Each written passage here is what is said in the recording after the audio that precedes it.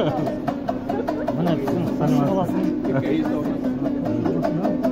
Ипалихин деген Қош қаласында өзіміздің Қошшыда ма? Иә, Қош қаласында мұражай.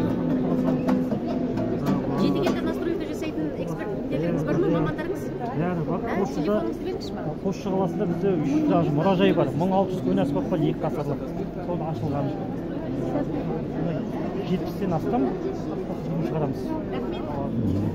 Дочка играет на ней. Музыканттар Я не могу найти настройщика. Бүкіл шеберлер. Жетіген фото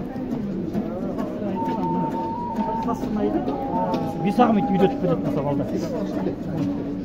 Қараңыздар, мынау біз балаларға ұсынған дүние, мынау тұрған сасырнай, ол экологиялық қазан глинадан жасалады, өкпеге пайдалы, үрлемелі аспап, және моторика. Қараңыздар, мынау тұрған 4 отверстия, ол 4 отверстиясы, қара болса жабады, ақ болса ашады. Бір дегенде ішінде барлығы жабық, 2, 3, 4, 5, 6 комбинацияны бала жаттап алады, оған керек.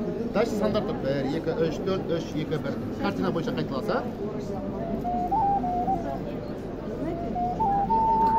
Және балалар қызықтыру үшін, мысалы, Baby Shark деген бар ғой, иә?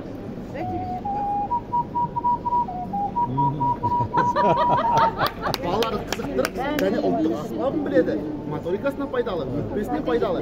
Және біз Қосшы қаласында... Қосшығалдан енді Қосшығала бәріміз келдік қой Қосшығалаға. Мен Ұлытаудан келдім.